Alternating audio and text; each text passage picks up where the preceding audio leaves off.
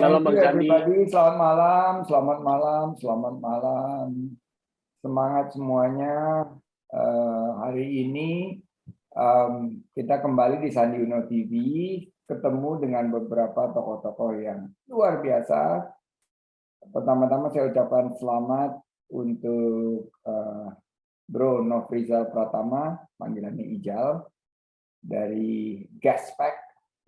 Dia adalah founder dari Gaspack. Ini sebuah launchpad ya, NFT launchpad. Selamat malam Bro Ijal. Juga ada Joe Jeffrey, founder dari Karafuru Willy. Selamat malam Bro Joe Jeffrey. Dan ada WD, artis dari Karafuru. Nah, malam Halo. ini malam Bro Willy. Halo, malam Pak. Malam Pak Sandi. Malam Pak. Malam Mas. Malam semuanya, semangat semuanya ya. Minggu malam. Jadi sedikit background dari pembicara malam ini sebelum kita pengen ngobrol. Pertama, Ijal ini adalah CEO dan co-founder dari Gaspack Launchpad, sebuah perusahaan yang membantu kreator dalam meluncurkan dan mengembangkan karya NFT. Mereka menjadi bisnis berskala global. Berapa proyek NFT yang sudah diluncurkan oleh Bro Ijal ini adalah Soul Cops, Play to Earn Game, dan JPEG People yang telah mendapatkan perhatian luar biasa dari dunia internasional. Ijal ini lulusan SBM ITB. Saya senang banget karena saya juga adalah seorang yang ada di Dewan di SBM ITB bersama Pak Kuntoro Mangkusubroto, dan Bro Ijal ini sudah memiliki pengalaman lebih dari 12 tahun dalam digital marketing. Selamat malam, Bro Ijal. Willy Wede, ilustrator asal Indonesia, sudah mulai karir sebagai ilustrator atau visual artist dari tahun 2015 sampai sekarang. Membuat ilustrasi untuk buku, board games, merchandise, sampai dengan kolaborasi dengan beberapa brand. Selamat malam, Willy Wede. Ya, malam Pak. Selanjutnya Jejau. Jejau ini seorang pebisnis muda, mukanya hoki banget, sukses, dan dikabarkan meraup keuntungan hingga miliaran rupiah dalam sebulan hanya dari berjualan sneakers dan baju bekas melalui platform dunia maya. Gue pengen juga nih baju-baju bekas gue ini. Bohong. Founder dari Kick Avenue, Artifact, dan Karafuru NFT. Selamat malam guys. Ini saya senang banget malam ini kita collab bareng Gaspack, dan juga Gaspack ini sebagai background ya buat teman-teman yang baru di NFT adalah sebuah launchpad yang membantu kreator dalam meluncurkan dan mengembangkan proyek NFT. Gaspack juga memiliki misi untuk membuka akses market sebesar-besarnya kepada kreator dan pemilik IP lokal. Sementara Karafuru adalah sebuah NFT project yang diinisiasi Ministry of Toys (MOT). Terdapat 5.555 generative arts yang unik dan non-identical. NFT project nomor 1 dalam minggu ini trending di OpenSea sampai 70 million trading volume, harga sampai dengan 200 juta rupiah per NFT. Pertanyaan pertama untuk Bro Ijal dulu deh. Bro Ijal, NFT itu apa dan kenapa banyak orang mengkoleksi? Terima kasih Mas Sandi, Mas Menteri atas waktunya. Senang sekali bisa sharing nih sama Bro Jejo juga, sama Bro Willy. Karafuru kemarin mendunia, bahkan mencapai peringkat 1 penjualan dalam 1 minggu terakhir ya. NFT buat kita tuh bisa dibilang sekarang menjadi akses baru Pak Sandi, terutama buat kreator yang tadinya nggak punya akses terhadap market luar negeri, terhadap market global. Sekarang dengan adanya NFT, mereka bisa directly going global. Mereka bisa directly access to like puluhan ribu orang di luar melalui karya yang sebenarnya mereka sudah melakukan itu sejak lama gitu ya. Kayak Mas Willy di sini pasti sudah pengalamannya udah bertahun-tahun untuk creating itu, tapi sekarang dengan adanya NFT yang sebenarnya ada proof of ownership di digital, kita ngomongnya di blockchain ya, di jaringan digital Pak Sandi, akhirnya karya tersebut benar-benar bisa memiliki sebuah pengesahan ya, sebenarnya proof of ownership gitu ya, dan it is non-identical, it is unique, dan bisa dibuktikan kepemilikannya. Jadi nilai NFT itu makanya memiliki value yang jauh berbeda daripada digital art yang sebelumnya biasa, karena sekarang ada proof of ownership-nya. Dan harganya naik terus, kenapa? Karena supply. Kayak misalnya contoh ya, kemarin ada Karafuru, sebelumnya ada kita JPEG People, misalnya supply-nya cuma 5.000, 7.000, 8.000, tapi peminatnya bisa sampai puluhan ribu, ratusan ribu. Supply-nya sedikit, demand-nya besar, akhirnya, dan karena dia menjanjikan roadmap yang bagus, akhirnya nilainya juga naik terus. That's why people love to collect NFT, karena tidak hanya lucu, keren, tapi juga bernilai, Pak Sandi. Oke, thank you banget Bro Ija. Sekarang ke Bro Jejo. Apa yang membuat NFT ini sangat disukai dan menjadi hype di kalangan anak muda? Nah, ini kita mungkin kalau kita ngomongin NFT dulu ya Pak Sandi. Pak Sandi mungkin coba kita tarik ulur lagi apa itu NFT lagi ya. Aku tambahin sedikit. Pak Sandi, kalau aku mau tanya nih, Pak Sandi kalau ke Prancis ngelihat lukisan Mona Lisa, sekarang saya mau tanya, Bapak bisa buktiin nggak kalau itu lukisan Mona Lisa asli atau palsu? Siapa tahu yang asli diumpetin di brankas. Benar nggak, Pak? Benar banget, kita nggak bisa tahu yang asli mana, yang palsu mana. Apakah cuma dimasukin Museum Louis V di Prancis, apakah itu menandakan dia asli? Belum tentu. Tapi kalau semua di sistem blockchain atau di NFT, semuanya kelihatan. Karena kalau Leonardo da Vinci lahir tahun 2000-an, dia pasti bikinnya di NFT. Karena kenapa? Pertama, terbukti penciptanya dia. Dan kalau Mona Lisa ini, misalnya nih, ada saya yang punya nih sekarang. Dan itu saya jual ke Pak Menteri, ke Pak Sandi, seharga 100 miliar misalnya. Da Vinci-nya dapat nggak, Pak? NFT dapat lah. Kalau NFT dapat royaltinya. There's a royalty selama ada secondary market. Jadi setiap ada secondary market, kita bisa atur antara 5-10%, ya terserah lah, pokoknya terserah dari kreatornya, dan itu bisa dibuktikan melalui smart chain atau blockchain kita tersebut gitu. Dan kenapa itu hype? Karena sekarang menjadi komoditas yang bisa dibilang sangat spekulan banget ya. Istilahnya anak muda sekarang kan biasa mainnya kalau dulu itu saham.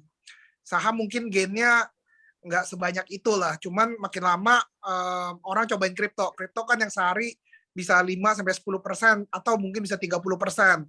Dan itu mereka cobain yang lebih spekulatif lagi, yaitu which is namanya shitcoin. Shiba Inu lah, Doge, segala macam yang istilahnya gainnya lebih tinggi. NFT ini lebih spekulatif banget dan mungkin ada sifat di mana mereka tidak mau cuma ngelihatnya cuma sekedar koin atau saham. Mereka maunya ada nilai intrinsic value, istilahnya dikasih gambar yang mereka suka. Mungkin harganya tiba-tiba hancur atau tiba-tiba naik, cuman gambar itu attach ke dalam kita sendiri gitu loh. Dan apalagi di dalam era COVID ini ya Pak, kita bisa bilang kita kan nggak bisa ketemu di real life nih. Biasanya kalau kemarin sama Pak Sayat sama Pak Sandi datang ke USS cari sepatu gitu, bisa ketemu. Tapi kalau lagi COVID, kita pamernya melalui profile picture di WhatsApp.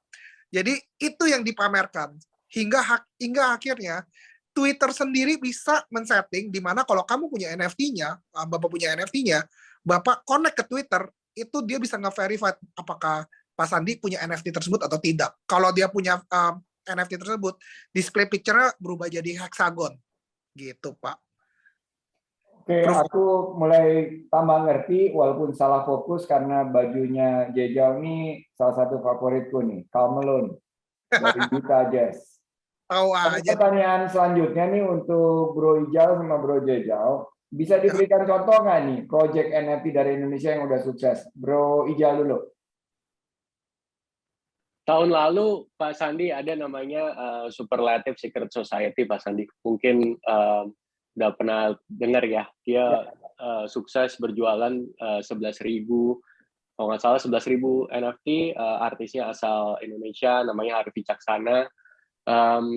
Coming from very humble beginning, Pak. They come from very humble beginning and practically sold their collection itu sampai mungkin $3 juta untuk primary sales-nya, dan secondary sales-nya sampai sekarang masih berjalan. Mereka akhirnya buka galeri di Bali dari hasil NFT-nya itu, dan mengundang istilahnya holder-holdernya yang dari luar negeri, Pak, untuk bisa datang ke sana untuk bisa berkomunikasi dengan komunitas, dan juga banyak aktivitasnya. Jadi somehow NFT sales-nya tuh bisa dikaitkan juga sama pariwisata nih, Pak Sandi, dan itu menjadi sebuah daya atraksi yang bagus banget dan baru banget.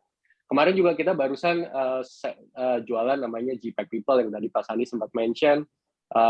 Itu sampai di-recognize sama banyak orang seperti Gary V dan lain-lain. Jadi per hari ini tuh kreator Indonesia tuh luar biasa, Pak, di terutama ya kalau kita lihat di Twitter, kita lihat di Discord, itu tuh kreator Indonesia sangat-sangat dihargai, berkat juga teman-teman dari Mas Jejo dan kawan-kawan. Jadi sekarang makin kelihatan bahwa kreator Indonesia tuh luar biasa, Pak. Dan kayaknya nih kalau ngomong mungkin Indonesia kali ini punya kesempatan nih ngalahin Korea dan lain-lain dengan NFT. Mungkin Mas Jejo kali. Oke, Bro Jejo, tambahan. Mungkin sekedar tahu juga, Pak, ini kan kalau Pak Sandi juga tahu, saya juga kan dari USS. Sebenarnya ini juga di USS sendiri kan IP management kan. Jadi ya USS juga tidak mau ketinggalan ke Web3. Akhirnya kita cobain proyek ini. Jadi ini ada WD juga sebagai artisnya, USS sebagai activation, ya berarti saya yang maju, dan ada Museum of Toys yang dimana menjadi creator toys-nya. Jadi saya ini mau menghubungkan antara NFT sama dunia nyata, Pak. Jadi kan NFT itu kan kebanyakan orang mikirnya cuma gambar. Nah, saya kepengen sekali-sekali NFT itu apa yang digambar, saya jadikan mainan jadi benar-benar mainan benda fisikalnya sesuai dengan NFT-nya Bapak. Itu yang terjadi di Karafuru. Dan tanpa ini juga, saya juga punya tim yang namanya Artifact. Nah, Artifact ini juga yang istilahnya NFT Launchpad-nya seperti mirip sama Gaspec, cuman kita kebanyakan bersifat ngerjain proyek pribadinya kita sendiri. So far itu Artifact itu sama saya udah bikin project 4 kali dari Indonesia semuanya. Jadi benar tadi kata Bro Rizal juga, tadi ada SSS itu orang dari Bali, bukan saya punya. Saya itu bikin yang pertama namanya Avarik Saga. Avarik Saga itu kayak kita bikin NFT. Itu NFT pertamanya kita juga 8.888 biji NFT-nya, dan ketika dimainin bisa menghasilkan uang gitu loh. Jadi play to earn. Nah, itu udah diinvest $6 juta sama YGG. Jadi ada investor udah diinvest. Saya step back. Saya sebagai creator, saya cari CEO yang benar buat jalanin, saya jadi di board aja. Dan gitu saya keluarin ada namanya Shark Out Loud, dan gitu itu juga udah sold out dalam 3 minggu. Ada Monaverse, itu cuma art doang, yang terakhir Karafuru. Yang Karafuru ini mungkin paling spesial ya, di mana kita berhasil menjadi nomor 1 di dunia dengan revenue-nya sebesar kurang lebih $10 juta dalam waktu berapa, Wat? Kita baru seminggu ya. Seminggu $10 juta, Pak. Jadi iya. sangat terakhir. Amin, Pak. Tapi kita punya kemampuan segini, bukan berarti uangnya itu ke kantong kita. Bener nggak, Wet? Uangnya community-nya kita sendiri. Jadi kita dari penjualannya itu kita udah rencana untuk roadshow, untuk kita nyelenggarain karnival di Jakarta, di Jepang, dan di New York. Setelah itu kita mesti bikin mainan. Jadi kita invest lagi gimana nih NFT ini bisa jadi mainan beneran, Pak. Itu yang membuat kita menjadi nomor 1. Karena di mana-mana NFT itu orang pikirannya cuma gambar doang ya, Wet?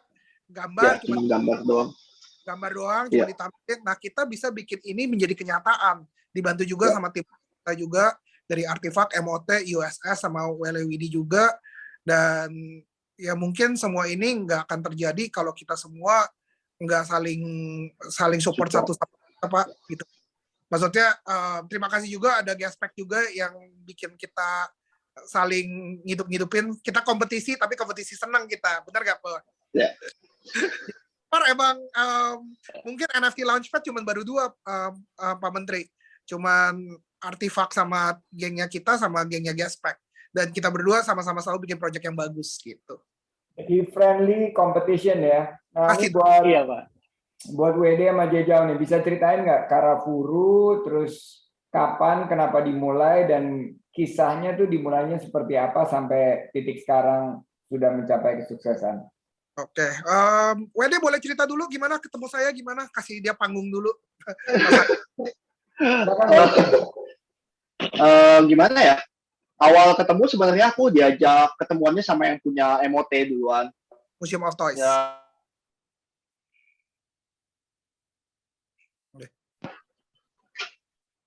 Halo? Halo ya, Halo, Pak. halo. Tes. Kok DC tadi? Halo, ya. Mulai ya? Halo? Ya. silakan. Oke, aman ya? Ya. Oke, pertama Karafuru sebenarnya aku ketemuan sama MOT, Museum of Toys. Di sana namanya Kando. Nah, di situ Kando ngajak aku untuk bikin ini NFT. Nah, dari situ mulai aku tiba-tiba ketemu. Nah, ternyata dia tuh udah punya partner si Jejo ini. Nah, tadinya aku nggak kenal sama si Jejo sama sekali. Nah, gara-gara di satu acara ketemu sama dia, sama si Jejo tiba-tiba ngajakin. Yang secara nggak langsung, Ando juga udah ngajakin. Jadi, dua orang ini ternyata udah partner dan tiba-tiba ngajakin aku. Dan jadi kita plan bareng buat bikin NFT. Nah, dari situ kita coba meeting, kita guntingin lagi, mau bikin kayak gimana, mau bikin kayak apa, jualannya kemana, karyanya seperti apa yang akan dijual, kayak ke detailnya sih. Gitu sih. Gitu sih awalnya kalau aku ya. Boleh Tambahannya, tambahin? Ya. untuk sebelum aku ketemu WD itu, aku kira-kira ketemu kurang lebih 12 artis, Pak Sandi. Dan gitu, ada yang udah jadi artisnya Sotheby, Christie, yang istilahnya mereka yang udah jualan miliaran rupiah gitu loh. Karya benerannya. Dan ketika saya interview, ketika saya bilang, wah ini karyanya kurang cocok nih di NFT, kebanyakan dari mereka tuh menolak, Pak. Jadi waktu aku bilang, bisa nggak dirubah untuk lebih marketnya NFT? Wah, nggak bisa. Saya udah jualan di Christie segini omset saya. Oh, kalau nggak bisa ya udah saya yang cari orang lain yang istilahnya mau bener-bener, kita nggak boleh di dunia NFT itu ngerasa kita ini artis. Malahan kita mesti bilang semuanya dari nol semua, Pak. Dan saya waktu ketemu WD, satu yang saya ngelihat, WD udah karyanya bagus. Dia bener mati-matian untuk bikin semua karyanya tanpa ngeluh sama sekali. Kita kerja waktu, karena di NFT itu ketika kita mesti bikin, Pak Sandi, itu time frame-nya mungkin 3 minggu sampai 1 bulan, benar nggak? Jadi Betul. itu bikin 5.555 gambar, mungkin tiap hari dia mesti ngegambar terus-terusan, dan sampai ke rumah sakit aja dia gambar di rumah sakit, Pak. Bisa bayangin nggak, Pak? Jadi work itu nomor 1 di dunia NFT gitu loh. Dan sebuah nama besar tidak menjamin bahwa dia akan bisa menjual kalau dia tidak mempunyai work ethic yang sangat bagus, termasuk kita semua tim di Karafuru. Itu sih, Pak. Super keren. Nah, untuk WD sendiri nih, udah berapa lama jadi kreator dan apa fundamental change, perubahan apa yang terjadi semenjak masuk ke dunia NFT? Oke, kalau aku sebagai kreator di dunia ilustrasi sih aku sebenarnya udah mulai dari 2015. Cuman secara mungkin dulu ngerjainnya kayak kerjain buku, pameran, board game. Tapi kalau masuk ke NFT sendiri, sebenarnya aku itu baru banget. Aku baru masuk ke NFT itu di tahun kemarin, di bulan September aku baru masuk, dan itu juga main sendiri. Jadi baru main di platform yang Tezos, itu baru main sendiri, dan benar-benar serius itu, kayaknya benar-beneran serius itu aku baru masuk itu di Karafuru ini dari bulan dekat akhir tahun sih aku baru benar-benar fokus into belajar apa itu NFT. Dan kalau perubahan yang aku terima, karena kalau sebelumnya kan pasar aku mungkin orang lebih tahu aku, mungkin orang Indonesia, orang lokal gitu lebih tahu karyaku karena aku beberapa kali collab sama beberapa brand. Tapi sejak NFT ini mulai banyak market dari luar gitu yang mulai tahu karyaku, dan itu ya sangat ngubah banget sih. Kayak dari pandangan mereka ngelihat karya itu juga beda banget, menghargainya seperti apa itu juga berbeda banget gitu sih. Super keren. Bro Ija, bisa ceritain nggak proyek-proyek Gaspek dan apa saja dan kreator siapa saja yang udah dilibatkan? Thank you, Pak Sandi. Kita tuh mulai waktu itu dengan Soul Tops ya. Banyak sekali kreator, mungkin Pak Sandi juga kenal IP owner-nya namanya Pak Mokhtar Sarman, Pak Amok. terus ada beberapa juga, ada Robby, ada Hasbi, dan kreatornya namanya Chris Lee Pak dari Caravan Studio. Mereka udah punya IP lama, cuman pandemi berhenti, mau bikin film berhenti, akhirnya masuk NFT dulu, udah jualan sekarang, sekarang berjalan nanti mau bikin game. Setelah itu nanti kalau uangnya kekumpul, mereka nanti mau bikin film dan lain sebagainya. Buat Soul Cops tuh NFT tuh kayak ini Pak, kayak sebenarnya kayak fundraising ya, atau nyebutnya mungkin crowdfunding ya. Jadi memang benar tadi kata Jejo. Jadi bukan berarti duitnya tuh dimasukin semuanya ke kreatornya atau ke developernya, tapi sebenarnya untuk development selanjutnya gitu. Jadi semacam kayak fundraising lah. Terus kemarin juga yang cukup lumayan buat kita cukup fenomenal yang sama nama kreatornya Debbie Pak, Debbie Thea. Dia ilustrator perempuan sendiri, ketemu sama kita ngobrol-ngobrol, kita do something with her. Darinya dia cuma bikin 1 atau 2 art, dan juga 10 art lah per bulan. Terus kemarin kita bikinin jadi 8.888 art pakai AI. Jadi ketik-ketik itu terus kita ketik sesuatu akan keluar gambarnya sesuai yang kita ketik. Dan kita nggak pakai marketing promotion apa-apa, kita cuma fokus kepada artnya sama ke inovasinya. Lumayan blow up di social media dan di Twitter, sampai orang-orang pembelinya 90% orang luar negeri Pak, 40% orang US, sisanya mungkin ada orang Eropa dan Asia. Jadi lagi itu kita ngeliat betul, karena kita lihat data, wah gila. Bahkan orang Indonesia waktu itu aja belum terlalu kedengeran, belum terlalu tahu, karena udah keburu dihabisin sama orang US semua. Dan itu kita ngeliat nih, makanya kita coba yang kedua ketiga nih, kita ada beberapa lagi jalan. Ini Roborowski lagi jalan, terus ada lagi 2-3 launch lagi ke depan. Itu semuanya kreator-kreator lokal Pak, dan kita semua aiming bukan local market, tapi dari awal mindsetnya udah global market. Jadi mungkin mindsetnya udah dari awal udah kita go internasional lah, kita go ekspor lah gitu. Karena kita dengan kerja di rumah kita bisa doing well juga for the country juga gitu. That's the spirit Pak. Dan ya kita sih rencana per bulan 1-2 launch. Kita pengen konsisten sampai akhir tahun. Keren banget. 5 tahun yang lalu saya tuh ada di posisi yang cukup sulit. Anakku nomor 2 itu udah keterima di business school. Aku pikirnya sih pengennya dia ngelanjutin bisnis lah paling enggak, karena yang pertama lebih suka human studies dan communications. Tapi terus akhirnya dia banting setir, dia masuk ke School of Design and Arts dan ngambil ilustrasi. Dan sekarang sebetulnya NFT ini kan sangat terbuka peluangnya buat ilustrator untuk mengembangkan bakatnya nih. Kita mau nanya nih sama Jejo sama Ijal nih, gimana sih potensi kreator dari anak-anak kreatif di Indonesia semenjak era NFT ini dimulai? Dari saya dulu nih. Kalau dari saya, dari Jejo dulu, silakan.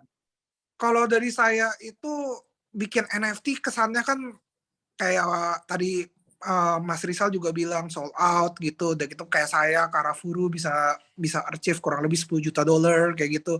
Seems like magically duit turun dari langit gitu ya. However, there's a lot of sacrifice yang istilahnya kita mesti tahu.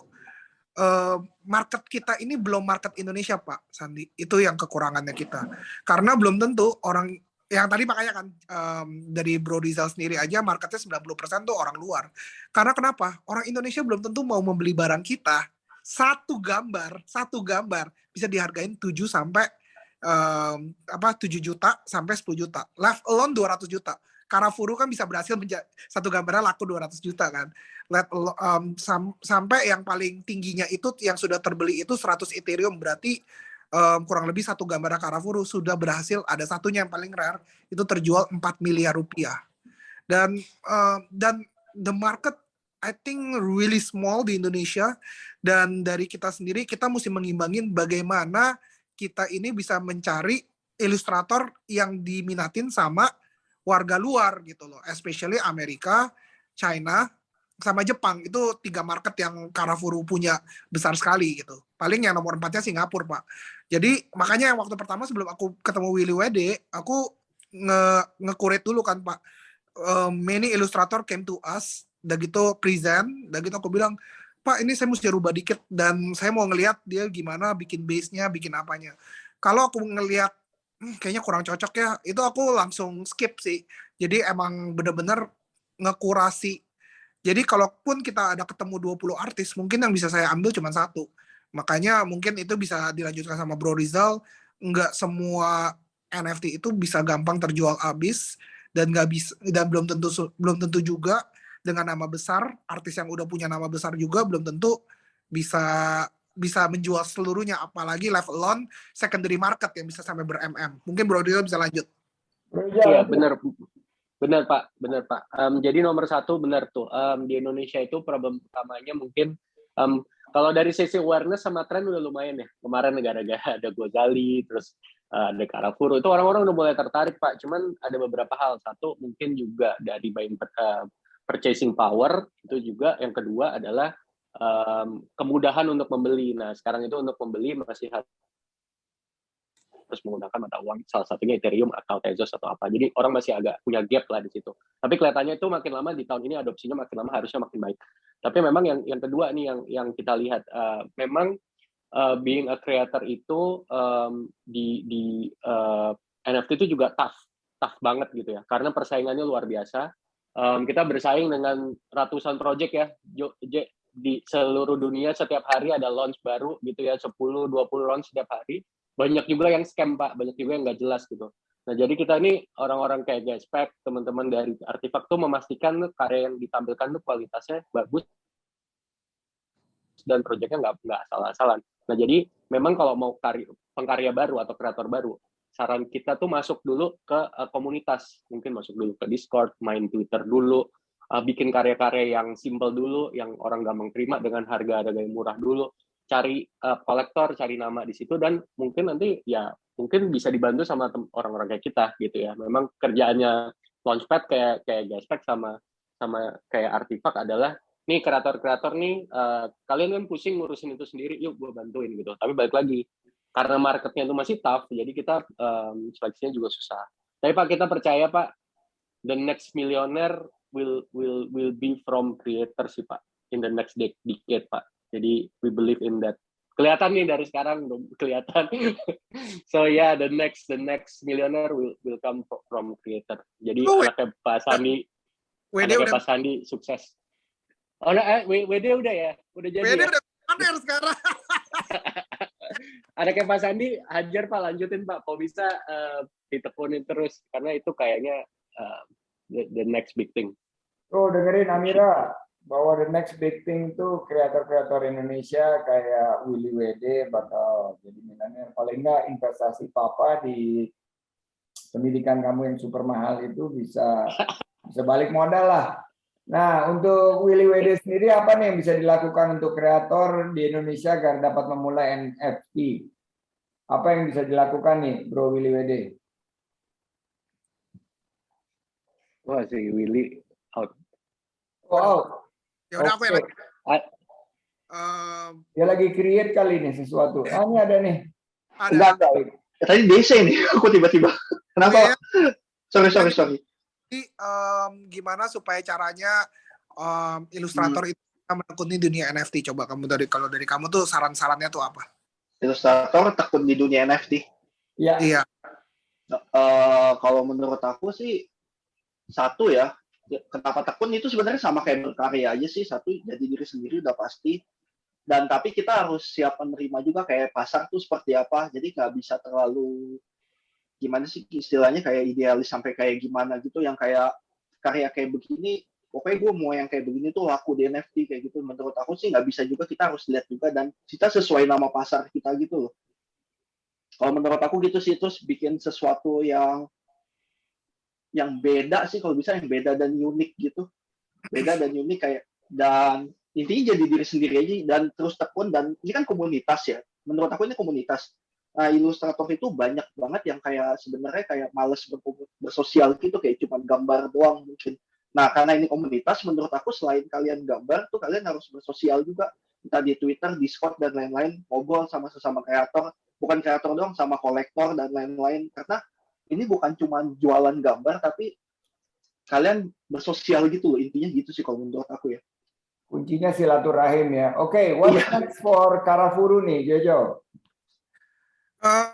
Karafuru gede banget ya Pak journey-nya. Jadi ini karena penontonnya saya rasa orang Indonesia juga, ya saya kita lihat. Jadi kita sendiri kita akan berkolaborasi sama brand Jepang namanya Atmos. Jadi sama brand Jepangnya globalnya untuk membuat mainannya juga, dan kita berkolaborasi sama Hypebeast Amerika, maksudnya Hypebeast Global juga untuk bikin NFT terbaru yaitu 3D. Jadi 3D-nya itu kita akan bikin kuantitinya 15.000 dibantu sama mereka berdua. Kita yakin ini akan, kalau kemarin targetnya $5 million dan terjadinya dapatnya 10 juta untuk revenue perusahaannya kita, sekarang kita targetin di angka $30 juta gitu. Wow, keren banget. Next for Gaspek, Doida. Iya Pak, kita lining up beberapa artis, semua IP dari Indonesia. Bulan ini akan ada 2 launch, satu namanya Roboroski, itu dibantu oleh aktor dari Hollywood namanya Dev Patel, kalau kreatornya dari Indonesia namanya Chris Lee dari Caravan. Terus nanti ada lagi Easy Demons, itu kepemilikan dari orang Indonesia juga, tapi artisnya ilustratornya dari Argentina. Next month ada lagi 2 lagi dari beberapa, dan kita lagi mencoba bikin vertikal Pak. Jadi launch nanti yang kita bikin itu pengen kita kumpulin jadi sebuah komunitas yang besar, dan kita sebenarnya pengen sekali melakukan edukasi juga nih ke kreator-kreator baru nih. Siapa tahu dari mereka punya potensi kan, dan kita pengennya juga give back sih. Jadi kayak bikin semacam program-program buat mereka yang bagus-bagus, kita bisa bantu launch juga. Jadi kita semacam pengen semi inkubasi juga buat kreator lokal. Karena kita lihat banyak banget yang berpotensi, cuman aksesnya terhadap teknologi dan tim itu dan resources itu terbatas banget. Jadi kita pengen bantu itu sih, karena ya ini harusnya nih saatnya Indonesia nih tahun ini gitu Pak. Oke, final question buat WD. What's next for you? Next aku tetap berkarya sih. Next aku tetap berkarya di dunia NFT sih, karena aku juga salah satu bagian dari Karafuru udah pasti, dan perjalanan aku dengan Karafuru juga masih panjang ya pasti. Jadi tetap berkarya di dunia NFT, dan di dunia luar NFT aku juga tetap berkarya sih. Oke. Ada tambahan nih Jojo, mau nambahin?